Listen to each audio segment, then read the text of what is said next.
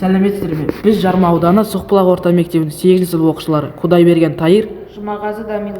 біздің мектебімізде өлкеміздің тарихына арналған шағын мектеп мұражайы бар. Мұражайда қызықты жәдігерлер көп.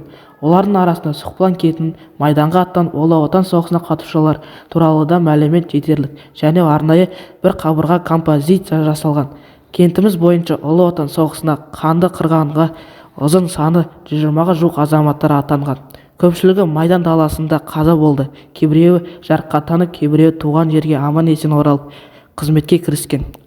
Солардың ішінде 92 жас жасаған бертінде 2018 жылға дейін дін аман болған Вилков Иван Игнатьевич сияқты батыр тұлғаға өз видеоматериалымызды ардағымыз келеді. Вилков Иван Игнатьевич 1926 жылы 9 ақпан күні Шығыс Қазақстан облысы Марқакөл ауданы Приречное ауылында көп балалы отбасында туған.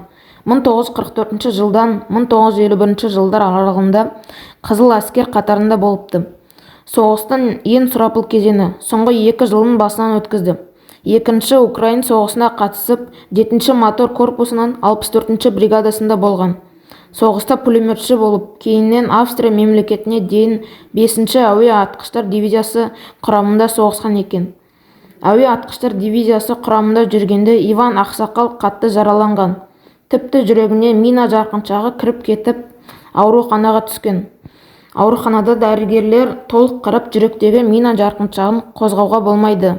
Осымен де өмір сүре бересіз деген қорытынды шығарыпты. Осылайша 1945 жылы жүрегіне қадалған жарқыншақпен Вилков Ақсақал 92 жасқа дейін өмір сүріпті. Біз Иван Игнатьевич 2 жыл ғана Ұлы Отан соғысында болды деп ойлаймыз. Бірақ шын мәнінде соғыс 1945 жылы аяқталса да, ары қарай тағы 5-6 жылға дейін соғысқа кейіннен келгендерді босаптапты. Қайтадан жау бас көтеріп шайқас болудан қауіптенді ме кім білсін. Нәтижесінде Иван Игнатьевич 1951 жылы ғана әскер қатарынан еліне қайтарылады. Бұл оқиғалардың бәрін көзі тірі тұрғанда естелік болсын деп толықтай 2 сағат Иван Атайдың әңгімесін тыңдап, интервью алған біздің тарих пәні мұғалімі Анара ханым сақтаған екен. Видеоматериалдан көптеген қызықты жайттарды тыңдады.